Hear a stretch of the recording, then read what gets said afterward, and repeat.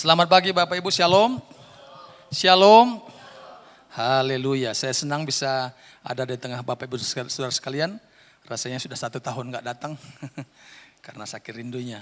Puji Tuhan dapat kesempatan hari ini untuk sharing apa yang Tuhan taruh dalam kehidupan saya. Mari kita buka Alkitab kita dari kitab Yesaya pasal 58 ayat 5 sampai dengan ayat yang ke-8.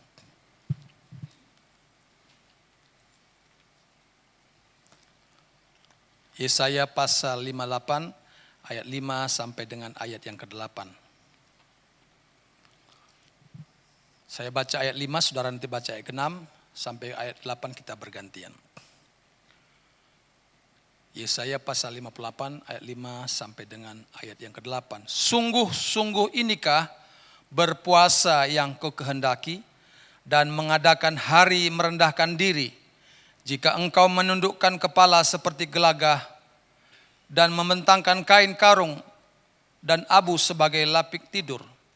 Sungguh-sungguh itukah yang kusebutkan berpuasa, mengadakan hari yang berkenan pada Tuhan. Silakan.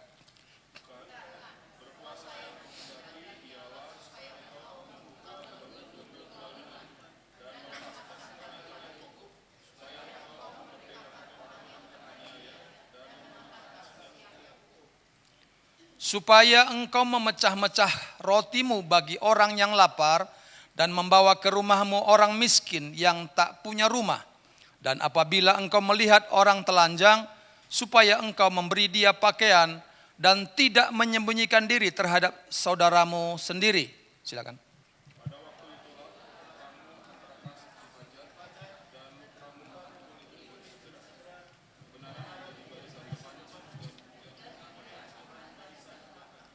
Haleluya. Bapak Ibu yang dikasihi Tuhan, menarik sekali teks firman Tuhan yang baru saja kita baca. Saya akan menyampaikan firman Tuhan dengan judul Miliki Hati yang Berbelas Kasihan. Ini adalah satu peringatan atau teguran bagi para pemimpin rohani bangsa Israel. Kalau saudara secara seksama mempelajari latar belakang teks atau pasal ini, maka kita menemukan bahwa kesalehan, kerajinan yang ditunjukkan oleh pemimpin rohani bangsa Israel adalah semu. Pasal 58, coba kita perhatikan ayat 1. Serukanlah kuat-kuat, janganlah tahan-tahan. Nyaringkanlah suaramu bagaikan sangkakala. Beritahukanlah kepada umatku, kata Tuhan, pelanggaran mereka. Dan kepada kaum keturunan Yakub, dosa mereka. Saudara-saudara, Tuhan menegur dengan keras. Mereka menampilkan kegiatan rohani, agamawi, ritual-ritual yang dibangun begitu kelihatan saleh. Tetapi Tuhan marah, Tuhan menegur dengan keras. Ayat 2 dikatakan memang setiap hari sama-sama kita baca, memang setiap hari apa? Saudara tiap hari mencari Tuhan? Amin, amin. Ada kesamaan kelihatannya Bapak Ibu ya. Mereka memang setiap hari mereka mencari aku dan suka apa dikatakan? Saudara mau mengenal jalan Tuhan, amin. Wah, kita sama betul kalau gitu ya. Seperti bangsa yang melakukan yang benar dan yang tidak meninggalkan hukum Allahnya. Rigid, aturan-aturan begitu dipraktekkan. Harus ini, harus itu. Mereka menanyakan aku tentang hukum-hukum yang benar. Wah, kelihatan rohani sekali Bapak Ibu. Kelihatan baik sekali karena ingin menanyakan tentang Tuhan. Kalau ada di sini yang gak mau belajar tentang Tuhan, kalah dengan mereka ini. Kalau ada di sini yang panas dingin, rohaninya suam-suam kuku, kalah. Ya. Kalau ada di sini hanya rajin, hanya komsel saja, tapi gak baca Alkitab, kalah dengan mereka. Ya. Mengapa kami berpuasa? Ini mereka bertanya. Dan engkau tidak memperhatikannya juga. Mengapa kami merendahkan diri dan engkau tidak mengindahkannya juga? Apalagi Tuhan, kira-kira begitu bahasa bebasnya. Apalagi yang kau tuntut dari saya, dari kami? Apa sehingga engkau tidak mau mengindahkan, tidak mau mendengar, mengabulkan doa-doa kami? Kata firman Tuhan, sesungguhnya pada hari puasamu dikatakan apa? ayat 3 bagian B, sesungguhnya pada hari puasamu.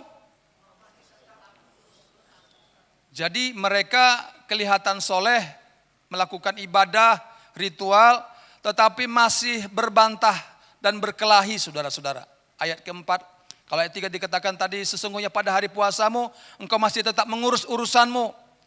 Jadi saudara-saudara, hari Sabat, bisnis tetap bisnis, lakukan kegiatan, saudara-saudara. Jadi hati tercabang. Kadang-kadang tubuhnya ada di gereja, tetapi pikiran hatinya ada di tempat lain.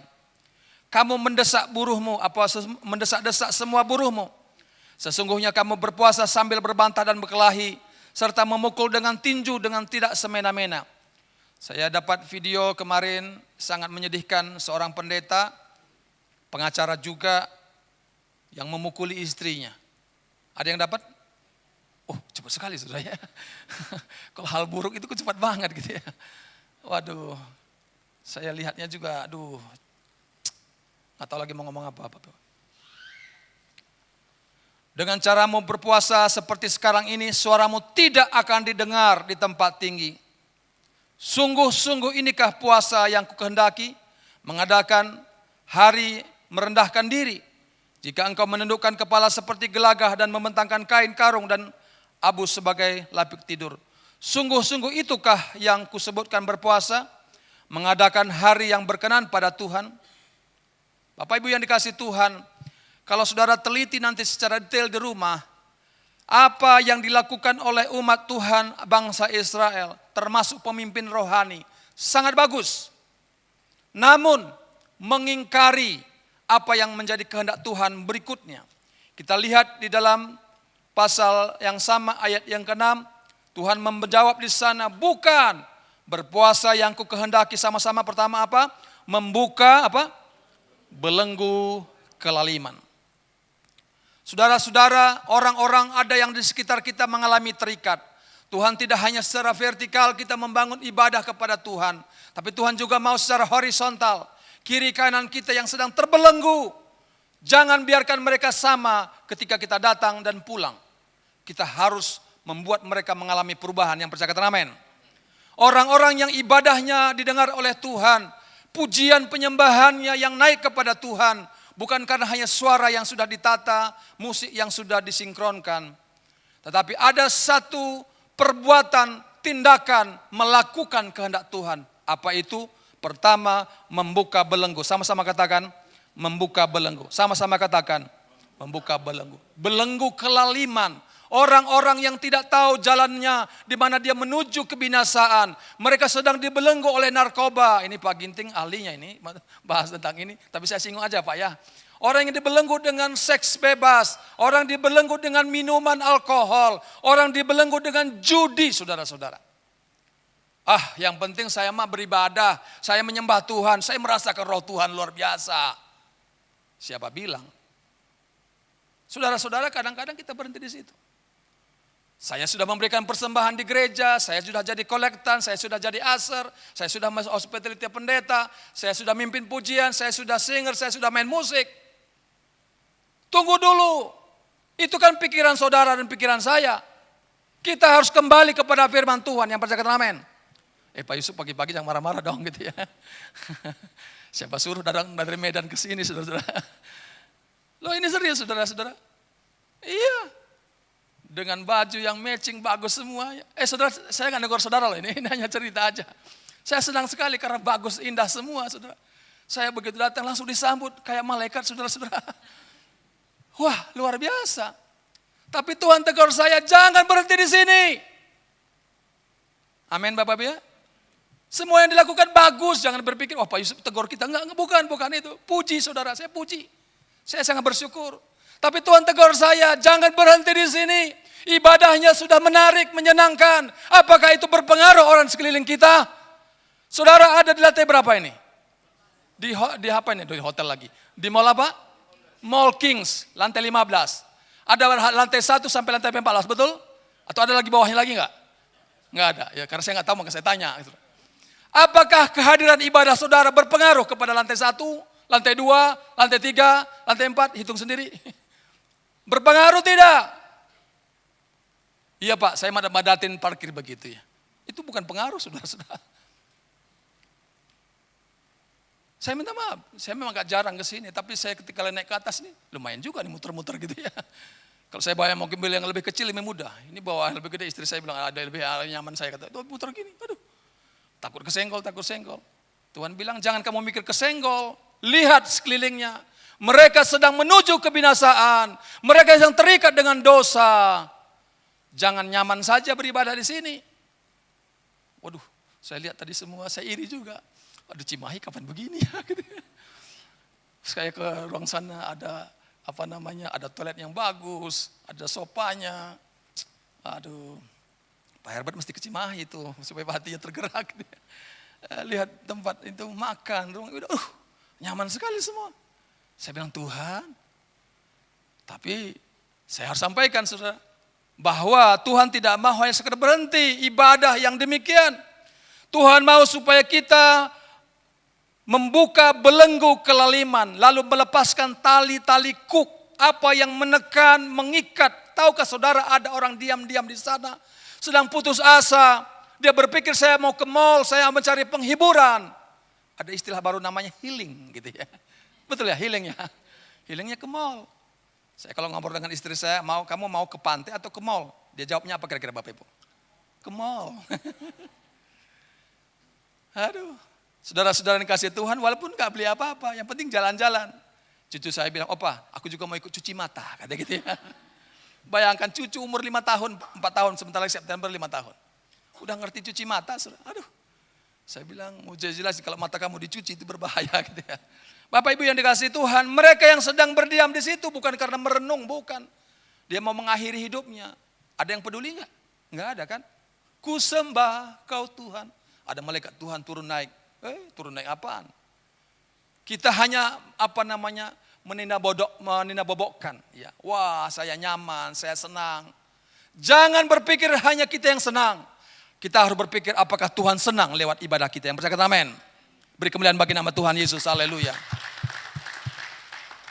Supaya engkau memerdekakan orang yang teraniaya. Ada mereka yang sedang membawa persoalannya kepada pengacara, kepada pengadilan, tetapi mereka tidak mendapatkan pengayoman, tidak mendapatkan pembelaan. Adakah di antara kita yang peduli dengan mereka dan mematahkan setiap kuk? Jangan berpikir kuk hanya untuk orang dewasa. Anak-anak sekolah sekarang, anak-anak SD, SMP sudah dikuk, dibelenggu dengan namanya video, handphone dan sebagainya. Ya, kegiatan-kegiatan ini sudah menekan mereka. Dan ayat 7, supaya engkau apa? Memecahkan apa? Pura-pura nggak tahu aja nih. Ayat 7 bagian apa? B. Supaya apa? Engkau memecahkan apa? Rotimu bagi orang yang... Sini ada yang lapar? Enggak ada yang lapar. Saya terima kasih kepada siapa kemarin Ibu Lili itu SMS saya, WA saya. Pak Pendeta, besok kan Bapak melayani di Kings ya. Bapak mau pilih apa, minta apa ya? Mau makan roti atau mau makan berat? Saya bilang terserah gitu ya. Karena saya bilang nasi berat, ini pendeta keterlaluan begitu ya. Enggak, maaf. Bapak Ibu Saudara, saya senang sekali. Tetapi saya enggak lapar saudara-saudara. Kalau benar-benar lapar, saya akan nantang Pak Herbert. Pak Herbert tolong dong belikan bakpao sebelah dong, begitu ya. Saya enggak akan sungkan-sungkan, ini sahabat saya, saudara saya. Tapi saudara-saudara yang lapar di sini, orang-orang di lantai 114 tuh. Orang-orang sekitar sini. Saudara-saudara saya sharing sedikit ya, enggak apa-apa ya. Saya agak ngotot, kan saya dikirim ke Cimahi. Di Cimahi itu saya nggak tahu siapa yang mau dikunjungi. Ibu Desi ada tapi nggak pernah ngobrol-ngobrol gitu ya. Ibu Desi di cara Cimahi ya, ya sekitarnya lah, nyinggung-nyinggung sedikit lah gitu ya. Jadi saudara-saudara beberapa kali kegiatan, bagaimana nih membuat jemaat bertumbuh dan cari ajak orang dan sebagainya semua pada keberatan. Saya diingatkan Tuhan, jangan berpikir mencari orang yang sudah Kristen. Jangan mencari orang yang sudah ke gereja, apalagi sudah melayani di Kings begitu ya. Nanti Pak Herbert marah, orang di Kings bawa ke sana gitu ya. Itu sama aja mindah-mindahin orang kan begitu ya. Tuhan bilang, beri mereka makan. Siapa yang mau diberi makan? Apakah orang Kristen? Enggak, semua orang. Memang Galatia pasal 6 mengatakan terutama orang-orang yang rohani, orang-orang Kristen, seiman. Tapi semua orang enggak dipilih bulu, semua Tuhan cinta yang berkata amin. Semua Tuhan sayang. Saudara saya berdoa minta bagian diakonnya, tolong dong. Kan Pak Yusuf kan nggak punya, cuma Pak Yusuf kan hanya doa saja kan begitu ya. Gerakilah ngomong ke diakonnya, iya Pak nanti. Saya pikir Tuhan Yesus sudah mau datang juga nanti juga gitu ya. Tiba-tiba ada dapat sharing SMS di grup pengurus inti, tapi saya nggak tanggapin karena saya pikir banyak SMS yang jarang baca gitu. Begitu ada SMS bahwa akan ada diakonia ke Indonesia, ke Bandung gitu ya, gereja besar di Jakarta. Pak Hermanus begitu, lalu saya tag aja, udah gitu, jempol aja gitu. Rupanya dia telepon saya beberapa kali, tapi saya nggak tanggapin. Lalu dia telepon lagi, ada penting apa Pak? Jarang-jarang gitu. Oh iya Pak, ini ada tawar nih, ada gereja yang mau membuat baksos gitu. Oh iya. Lalu Bu Jessica juga bilang sama saya, Pak Yusuf mau nggak di Cimahi? Saya bilang Cimahi, karena saya sudah doakan. Saya bilang mau gitu ya. Tadi nggak ngeh aja gitu. Begitu mau, nggak jadi saudara-saudara. Ada halangan. Dia maunya arah ke orang Kristen yang arah Jawa, arah ke Bogor itu. Lupa tiba-tiba namanya saudara. Nah saya bilang, aduh kok jadi ke sana ya. Ya udah saya bilang kepada tim misi kita, kalau mereka nggak mau bantu nggak apa-apa, harus kalian membantu. Saya bilang begitu ya. Karena saya percaya karena ini adalah kehendak Tuhan. Yang percaya kata amin. Kami sih ibadahnya nyaman, ada juga AC di sini nyaman, hamba Tuhan semua nyaman lah kira-kira gitu. Tapi Tuhan mau bukan begitu ibadah yang Tuhan mau. Tuhan mau supaya ada orang-orang dunia, orang-orang dalam kegelapan dimenangkan. Yang percaya kata amin. Berbelas kasihan saudara. Nah saudara-saudara apa yang terjadi? Akhirnya diusahakan, jadi saya yang semangat saudara. Ini mereka bilang ini Pak Yusuf yang semangat untuk membuka baksos. Iya saya bilang, karena ini bukan untuk saya, tapi untuk orang-orang yang dalam kegelapan. Jadi betul saudara, saya perjuangkan detik-detik atau minggu terakhir. Sudah Ibu Jessica bilang Pak Yusuf batal ya katanya begitu. Saya bilang kenapa batal ya? Akhirnya saya perjuangkan, akhirnya dapat. Mereka bilang wah ini Pak Pendeta semangat banget. Ya udah mereka turun. Dan hampir 300 lebih yang hadir. Dan banyak diantaranya pakai jilbab, hadir yang sakit, yang potong rambut, yang kacamata, butuh kacamata. Ini kelihatan butuh kacamata juga nih kelihatannya. Nah itu pada datang semua, saudara. Baksos dan sebagainya. Ya, kenapa kita lakukan? Bukan sebuah hanya aktivitas, kegiatan. Karena saya tahu firman ini. Dikatakan supaya engkau memecah-mecah rotimu bagi orang yang lapar. Di sekitar Cimahi itu banyak yang lapar Bapak Ibu. Bukan saja secara jasmani termasuk rohani. Betul Bu Desi? Ya mau tidak mau dibilang amin. Bapak Ibu saudara dikasih Tuhan, bahwa ini kehendak Tuhan yang membawa ayat yang berikutnya, membawa ke rumahmu orang miskin yang tidak punya rumah.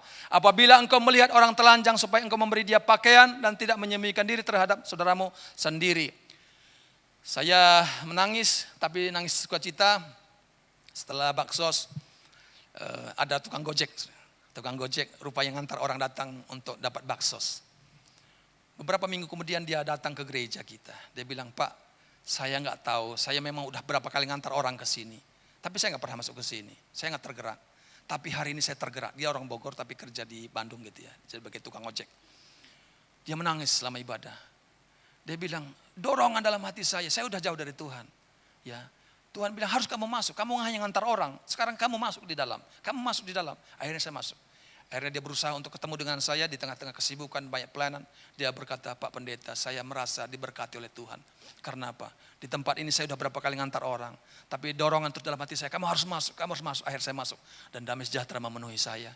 Dan sekarang Pak Pendeta mau mendoakan saya, mau melayani saya. Saya sangat berbahagia dan sangat senang.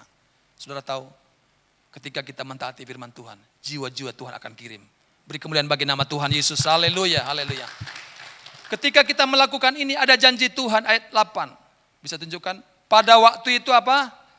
Terangmu akan merekah seperti dan lukamu akan pulih dengan orang-orang yang tadinya biasa-biasa mulai Tuhan pakai. Yang percaya kata amin.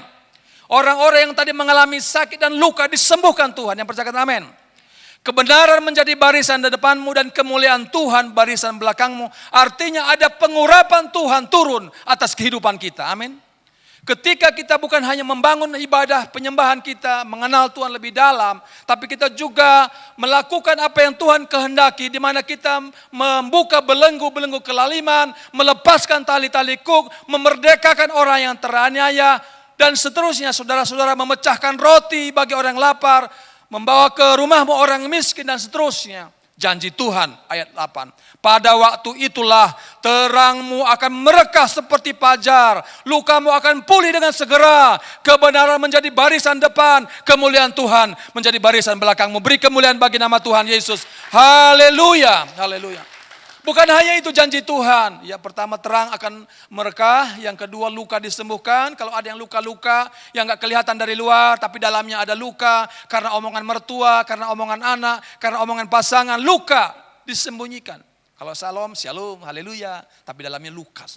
Tapi ketika engkau mentaati firman Tuhan ini, melakukan bagianmu, bukan hanya vertikal tapi juga horizontal, janji Tuhan berlaku. Yang ketiga dikatakan, engkau akan menjadi barisan depanmu, akan ada kemuliaan Tuhan dan kebenaran menjadi barisan depanmu. Luar biasa. Dan yang terakhir, ayat 9. Pada waktu itulah engkau akan memanggil dan Saya ulangi, pada waktu itulah engkau akan memanggil dan Tuhan akan wow. Engkau akan berteriak minta tolong dan ia akan berkata apa? Here I am. Sini aku. Ketika engkau berdoa, enggak usah panjang lebar. Aku di situ anakku. Aku mendengar, aku menjawab, aku mengabulkan. Beri kemuliaan bagi nama Tuhan Yesus. Haleluya, haleluya. Jadi sederhana saja Bapak Ibu ya. Hari ini bagaimana kita memiliki belas kasihan ketika kita membangun ibadah persekutuan kita dengan Tuhan secara vertikal. Ya, jangan karena saya tegur, udah nggak usah ibadah lagi, nggak usah. Bukan begitu, ibadahnya tetap dikembangkan, tapi jangan berhenti di situ. Saya udah senang ibadah di sini, pulang tinggal main-main. Bukan, belum selesai. Kalau ibarat mata uang tadi baru sebelahnya belum dilakukan. Jadi jangan lupa, Pak Herbert, Pak Ginting semua ini, saya nggak sebut satu-satu. Jangan lupa selesai ibadah belanja ke bawah, setuju? Ini ibu setuju semua. Yang penting Pak Pendeta siapkan uang ya begitu ya. Maksudnya lihat orang yang belanja, bukan saudara belanja. Lihat orang belanja itu. Mereka belanja kadang-kadang bukan karena kebutuhannya. Mereka sedang melampiaskan karena keterikatan mereka. Karena gak bisa memuaskan hidup mereka. Dekatin mereka. Kelihatannya bawa tenteng, Bu, Pak, berat barangnya. Boleh saya tenteng gitu ya. Gak usah. Saya punya teman di Singapura, diberkati Tuhan selalu luar biasa. Namanya Komselnya. Jadi ada satu di mana hari weekend mereka di setiap apartemen suka orang-orang tua belanja itu bawa tentengan berat begitu. Jadi pemuda-pemudi yang masih semangat, masih gesit selalu, "Mak, Opa boleh saya bantu?" "Oh nggak usah, nggak apa-apa, gratis kok."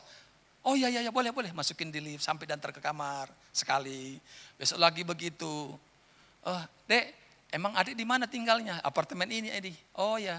Senang, terima kasih ya dek. Opa, Oma boleh gak datang ke tempat saya? Saya ada kumpul-kumpul nyanyi-nyanyi, makan-makan." "Oh boleh deh, boleh." Karena sudah ada jasa, ada pertolongan, balas jasa nih ceritanya gitu. "Oh iya di mana? Kamar berapa?" Datang. Kumpul-kumpul makan, sudah. Kumpul putar video tentang Nabi Isa, tentang Yesus. Lalu mereka ditantang terima Yesus. Banyak di antara mereka akhirnya percaya dan mengikuti kelompok sel. Beri kemuliaan bagi nama Tuhan Yesus. Haleluya, haleluya. Ada teman di Filipina yang punya jemaat juga. Jemaatnya sedikit Pak. Ya, awalnya sedikit dan juga memang Tuhan tambahkan terus. Kira-kira 1 tahun itu tambah 700 orang gitu ya. Tambah sekarang 7.000 jemaatnya. Jadi apa yang dilakukan? Ya mereka sederhana aja. Seluruh pengurus pelayan Tuhan. Bukan hanya Aser terima masuk ke depan. Ini bagus semua ya Bapak Ibu. Jangan berpikir Pak Yusuf hari ini tegur kita. Bukan. Saya memuji. Tapi jangan berhenti di sini ya, ada nextnya. Nextnya apa? Mereka pakai baju namanya, "Please disturb me." Silakan ganggu saya, begitu ya. Artinya mereka pergi ke lapangan, pergi ke mall, pergi ke tempat-tempat umum. Lalu ketemu mereka, ada orang sendirian lagi ya dideketi. Ada orang yang nangis karena ditinggalkan pasangannya, dia dengerin nasihatnya. Saudara, ini setiap minggu sekali dilakukan. Bayangkan. Jadi bukan hanya ibadah minggu seperti ini, haleluya puji Tuhan, tapi pergi ke reach out atau menjangkau keluar. Jadi di rombongan bukan satu orang, pergi semua. Lihat ada orang yang didorong pakai kursi roda dibantu, ada yang emak-emak yang didorong oleh keluarganya, tapi keluarganya pergi ditinggalin, didampingin, "Ma, saya." Pokoknya pekerjaannya hari itu silakan ganggu saya. Kira-kira begitu bajunya. Sehingga orang lain merasa, bajunya bagus. Bukan hanya bagus, tulisannya silakan ganggu saya. Lalu dia memberi pertolongan kepada orang di sana. ketika mereka beribadah kepada Tuhan, mengenal Tuhan lebih dalam, lalu mempraktekkan itu, tidak heran banyak jiwa-jiwa yang dimenangkan bagi Tuhan. Beri kemuliaan bagi nama Tuhan Yesus. Haleluya, haleluya. Saya percaya di tempat ini ada Tuhan hadir, yang percaya kata amin. Dan kalau Tuhan hadir, sesuatu pasti terjadi. Mujizatnya pasti terjadi. Nah, untuk itu saudara-saudara, mari kita reach out keluar. Mari kita keluar, menjangkau keluar, pergi. Jangan hanya di sini. Ya, berharap minggu depan tetap ibadah tentunya ya. Tapi jangan hanya berhenti di sini. Habis ibadah, siapkan uang berapalah kita saudara untuk ke bawah. Ya, beli kaos kaki atau beli sapu tangan. Tapi sembari itu jangkau orang gitu. Jangkau penjualan. Bu, Pak, lagi dagang ya. Gimana? Ya, lagi lesu. Ya, seperti ibu juga lesu ya gitu ya. Jangan begitu. Ya lesu ya Bu. Ya iya oke. Bu, kira-kira gimana Bu? Apa yang kira-kira untuk usaha berikutnya supaya lebih maju atau apa? Namanya juga ngobrol. Kira-kira apa yang sesuai dengan keadaan dia Bapak Ibu? Boleh saya berdoa gitu. Mudah-mudahan usaha ibu boleh lebih maju, lebih lancar. Dan saya berdoa supaya Tuhan memberkati, membuka tingkap langit dan sebagainya. Saudara pastilah ya untuk hal itu. Jadi saudara-saudara kita tidak diam. Mulai kita bersaksi, mulai kita bercerita. Supaya orang-orang lain boleh dimenangkan dan diselamatkan. Saya percaya saudara-saudara sudah rindu mengalami 4 hal ini. Pertama tadi dikatakan ayat 8, terangmu akan merekah seperti fajar. Yang kedua, lukamu akan pulih. Yang ketiga, kebenaranmu menjadi barisan depan dan kemuliaan Tuhan menjadi barisan belakang. Yang keempat, ketika engkau memanggil memanggil nama Tuhan dan Tuhan menjawab. Saudara sedia? Saudara mau? Amin. 4 hal ini akan menjadi milik saudara ketika saudara melakukan tadi apa? Membuka belenggu-belenggu kelaliman, melepaskan tali kuk, memerdekakan orang yang teraniaya, mematahkan setiap kuk, ya, memecahkan roti dan sebagainya. Jadi sembari kita pergi keluar, tidak harus mall ini ya, ada juga tempat yang lain. Kan sekarang juga ada beberapa komsel ya Pak Herbadia. Dari beberapa komsel saudara komselnya kalau bisa jangan satu rumah terus, pindah-pindah. Seperti angkot cari penumpang begitu ya. Pindah ke rumah, undang. Tapi kalau pindah-pindah bukan hanya cukup makan, siapkan makan saja, jangan undang lagi orang. Ya, karena pindah rumah undang lagi orang. Diharapkan lewat itu akan ada jiwa-jiwa yang dimenangkan bagi Tuhan. Haleluya. Bapak Ibu yang dikasih Tuhan, kata belas kasihan itu dari kata atau ada yang memberikan pengertian itu perasaan yang muncul ketika Anda dihadapkan dengan penderitaan orang lain dan termotivasi untuk meringankan penderitaan itu. Ya, dalam bahasa lain spahnos ya, atau bowls dari akar kata bowls. Nah, ada yang membuat kalimat lebih lengkap lagi splahnisomai dari kata siomai. Ingat aja siomai ya. Dari kata bahasa Yunani bowl itu. Jadi pergerakan usus. Tadi saya udah duduk di sini, saya mau ibadah, nyaman ibadah. Tiba-tiba usus saya bergerak, saudara-saudara. Tahu di sini usus? Malah mengkhotbahkan ini malah mules dia, saudara. Ya. Karena mules, saya nggak nyaman. Tapi saya lagi ibadah, saya nggak enak dengan Bapak Pendeta Ginting. Lagi ibadah semua jemaat ini, Pak Pendeta mau kemana ini jalan-jalan begitu. Tapi karena namanya dia mules, saudara-saudara, berputar terus. Keringatan sudah mulai walaupun AC penuh gitu ya. Ditahan nih kan. Ada orang di sini. Mules, muter terus. Akhirnya saya dengan rasa malu tuh. Ya mau ditutup muka ya gak kelihatan jalan begitu ya. Saya jalan ke belakang tuh. Ya hai begitu. Sebenarnya saya lagi mules. Saya nggak berani tanya siapa-siapa nih, mules dia. Nah, belas kasihan itu dari kata mules, sama-sama katakan mules. Ini bukan pengajaran sesat, saudara.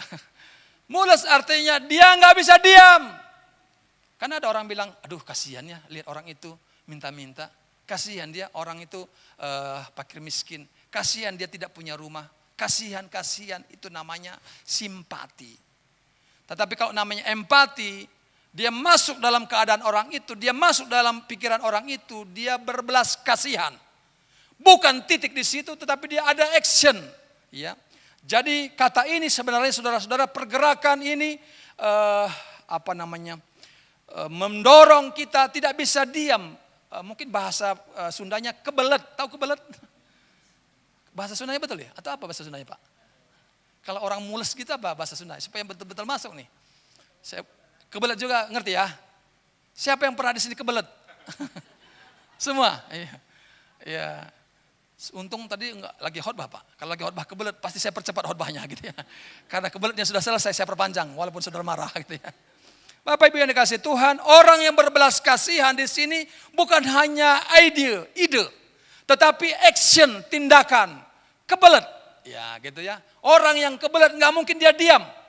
Walaupun lagi khotbah akan minta izin kepada Tuhan, minta izin kepada koordinator, saya akan selesaikan di sini karena saya harus urusan beresan berikutnya begitu ya. Akan ada pelayanan pelepasan berikutnya gitu ya. Bapak Ibu yang dikasih Tuhan, saya berharap ilustrasi atau contoh ini menolong ya. Dengan kasus yang tadi membuat saya itu kebelet. Mau tidak mau saya nggak lagi mikirin aduh mau marah Pak Ginting nggak apa-apa lah saya pokoknya ke belakang aja. Tapi saya bilang saya selesaikan secepat mungkin ya gitu ya. Supaya perjalanan tetap lancar. Bapak Ibu yang dikasih Tuhan, ketika kita sungguh-sungguh berbelas kasihan, ada perasaan yang muncul ya. Sebenarnya disederhanakan berbelas kasihan artinya siap diganggu. Sama-sama katakan siap diganggu. Bukan siap mengganggu ya, beda ya. Siap diganggu. Artinya kalau ada yang kesusahan, kita akan menolong dia. Ada orang yang sedang bertengkar, kita akan melerai mereka. Kehadiran kita akan memberi pertolongan kepada orang-orang yang ada dalam keadaan terpuruk. Saya sangat percaya, karena ini adalah firman Tuhan, maka jiwa-jiwa akan Tuhan kirimkan. Yang percaya kata amin. Beri kemuliaan bagi nama Tuhan Yesus. Haleluya, haleluya, haleluya. Kita ingat kisah di mana Tuhan Yesus mendarat. Waktu dari perahu saudara-saudara, dia lihat orang banyak yang tidak punya gembala, lalu Yesus berbelas kasihan.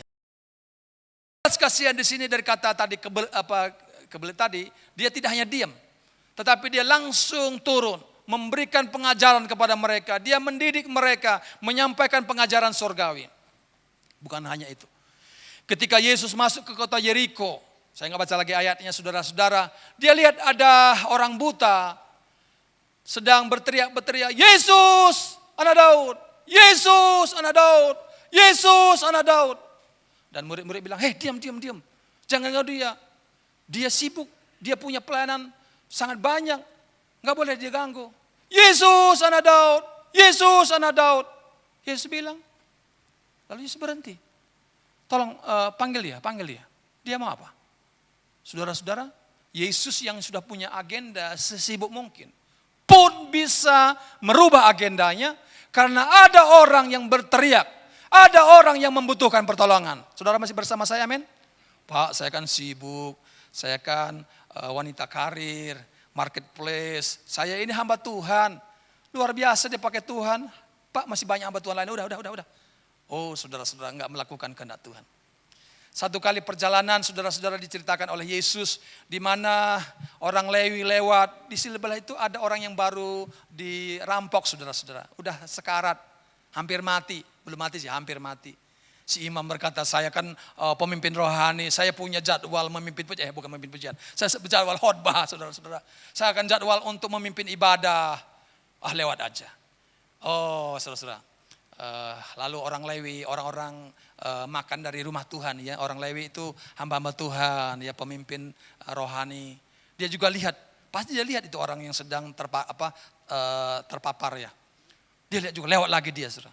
Jadi imam lewat, Lewi lewat. Tetapi ada orang-orang biasa ya, orang Samaria. Orang Samaria ini adalah campuran saudara. Jadi bukan orang Yahudi asli tapi sudah nikah campur lah. Jadi ini musuh orang Yahudi. Dia pengusaha, dia juga sibuk sekali naik unta. Tiba-tiba dia lihat ada orang yang terpapar di situ. Dia bukan berkata dada, sampai ketemu enggak begitu. Dia langsung turun dari untanya, dia langsung datang, dia pikul, dia kasih minyak, dia kasih anggur. Dia bawa ke tempat penginapan, dia rawat saudara. Bahkan pada hari berikutnya dia harus melanjutkan perjalanan. Dia titip kepada penjaga hotel, tolong kamu rawat ya. Nanti kalau berapa lagi butuh uangnya, saya bayar semua. Jadi orang yang berbelas kasihan bukan hanya mengejar jadwal, kegiatan pelayanan, jadwal jumlah jiwa, bukan hanya itu. Tetapi kalau dia lihat sebenarnya jiwa-jiwa seperti pengusaha ini, walaupun dia tertunda bisnisnya, tertunda kang taunya, ya, untungnya, nggak apa-apa. Karena saya harus melakukan sesuatu yang baik kepada. Dia tidak hanya berhenti berbelas kasihan, tetapi dia turun dari untanya, dia turun tangan juga, bahkan keluarkan dompetnya juga. Saudara masih bersama saya, amin? Bapak Ibu Saudara, berbelas kasihan yang demikianlah yang Tuhan harapkan di dalam kehidupan kita. Saudara nanti baca itu dalam Lukas pasal 10, 33-35, bagaimana orang Samaria yang baik hati. Bapak Ibu yang dikasihi Tuhan, satu kali saya mau rapat dengan beberapa staf dosen, saya udah mau berangkat sama istri saya, tiba-tiba ada telepon. Saya bilang telepon dari siapa? Saya angkat saja. Jadi seseorang di Kembar Mas. Oh iya boleh. Gimana? Oh iya saya sakit Pak, mohon doa. Ya udah saya izin ke pemimpin rapat. Saya agak tertunda nih kedatangan karena ada orang butuh doa nih. Saya pergi ke sana. Saudara tahu siapa yang saya doakan? Tahu nggak? Nggak tahu karena belum saya kasih tahu kan begitu ya. Jadi ada seorang pembantu rumah tangga, ART namanya ya, pembantu rumah tangga. Saya bilang, tahu dari mana nomor saya? Dia bilang, Pak Pendeta pernah mendoakan anak majikan saya. Dia pindah majikan ya. Dari tempat lain di daerah Jalan Peta. Waktu itu anaknya itu sakit. Dan Bapak doakan sembuh. Dia bukan orang Kristen. Saya simpan nomor Bapak. Dan saya pindah sekarang di Kembar Mas. Dan saya yang sakit sekarang. Bukan majikan, bukan anaknya. Saya yang sakit. Jadi saya coba-coba aja telepon. Dan ternyata Bapak datang. Terima kasih. Itu majikannya sampai bilang, Pak maaf sekali. Kita nggak tahu sama sekali kok bisa dia nelpon Bapak itu dari mana begitu. Orang majikannya orang Chinese dan bagaimana bisa Bapak, bagaimana bisa kamu tahu? Lalu dia cerita, saya dapat nomor itu, saya simpan begitu. Kalaulah saya waktu itu tetap maksa untuk rapat, tidak ada jiwa yang diselamatkan. Tapi tahukah saudara, ketika saya meng-cancel atau menunda rapat saya minta izin. Ada satu jiwa yang dimenangkan bagi Tuhan. Beri kemuliaan bagi nama Tuhan Yesus. Haleluya. Ada banyak ayat yang saya sudah siapkan waktu Pak Herbert minta saya pikir, enggak usah lah, saya langsung sampaikan saja. Paulus waktu di penjara ketemu dengan seorang pencuri. Lalu dia layani pencuri itu dan dia waktunya bebas. Lalu waktu dia bebas, Paulus berkata, kamu mau kemana? Ya saya mau kembali ke tempat saya. Dia seorang budak saudara. Pencuri sudah budak lagi. Oke, siapa majikanmu? Siapa bos kamu? Dia sebutkan namanya Filemon. Sama-sama katakan Filemon. Nah saudara-saudara, Paulus bilang Filemon itu kan anak rohani saya. Bukankah dia pemimpin di sana? Ya betul Pak. Kalau gitu nih saya tulis surat. Bawa ke sana ya. Paulus kepada Filemon. Filemon, anak rohaniku. Engkau sangat berharga di hatiku. Saya percaya kalau aku minta apapun kau akan kasih kepada aku. Kira-kira begitu ya bahasa Sundanya. Bahasa bebasnya gitu ya. Tolonglah saya titip ini Onesimus. Tadinya dia adalah budakmu. Udah mencuri uangmu. Sekarang saya suruh dia kembali kepada kami. Tetapi terimalah dia bukan sebagai budak lagi. Tetapi sebagai sahabat, teman, seiman. Bagi Paulus itu enggak susah untuk menulis itu bukan. Tapi kalau Filemon berkata budak tetap budak, maka Onesimus akan mati sebagai budak. Tapi ketika Paulus menulis surat dengan otoritas Tuhan, dan Filemon menerima itu sebagai surat dari Tuhan, lalu dia berkata, Onesimus, engkau bukan lagi budakku, tapi engkau menjadi sahabatku, engkau bebas. Dan apa yang terjadi? Setelah itu dia menjadi pemimpin gereja yang dipakai Tuhan. Beri kemuliaan bagi nama Tuhan Yesus. Haleluya, haleluya. Saya berdoa supaya kita yang hadir hari ini, seberapapun jumlah kita adalah Filemon yang akan dipakai Tuhan, berbelas kasihan untuk menolong orang yang tertindas, orang yang terikat, orang yang luka, supaya mereka diberi kemenangan. Yang percaya kata amin. Saya berdoa supaya tidak hanya kita angkat tangan menyembah, berbahasa roh, menikmati hadirat Tuhan lalu berhenti di situ, tapi kita keluar dari ruangan ini, hati kita membara seperti kebelet, nggak bisa diam. Ya, orang yang kebelet nggak mungkin diam, dia pasti ke toilet, saudara. Pasti berusaha. Demikian juga orang yang berbelas kasihan dari Tuhan, menerima kasih Tuhan secara cuma-cuma, dia akan berikan juga kepada orang lain cuma-cuma. Beberapa hari ini saya agak menangis karena apa? Saya terus merasa bersalah karena banyak atau beberapa orang bisa dikatakan antri untuk ketemu saya, khususnya mereka yang diganggu roh jahat. Sebenarnya Tuhan, saya rindu sekali orang-orang ada yang bersedia untuk menolong. PKS, PW, semua pada lepas tangan saudara. Pokoknya adalah asal roh jahat, ya Pak Yusuf baca. Asal roh jahat, Pak Yusuf baca. Oh bukan menolak saudara, saya senang sekali untuk melayani Tuhan. Karena saya sudah ditolong, dilepaskan dengan cuma-cuma, disembuhkan dengan cuma-cuma. Saya akan juga memberikan pelayanan dengan cuma-cuma. Saudara masih bersama saya, amin?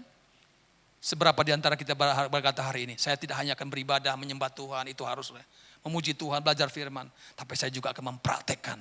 Saya akan reach out, menjangkau orang-orang di luar. Supaya mereka juga bukan hanya menambah jumlah jiwa, tetapi mereka akan menambah bilangan di kerajaan sorga. Beri kemuliaan bagi nama Tuhan Yesus. Mari kita bangkit berdiri.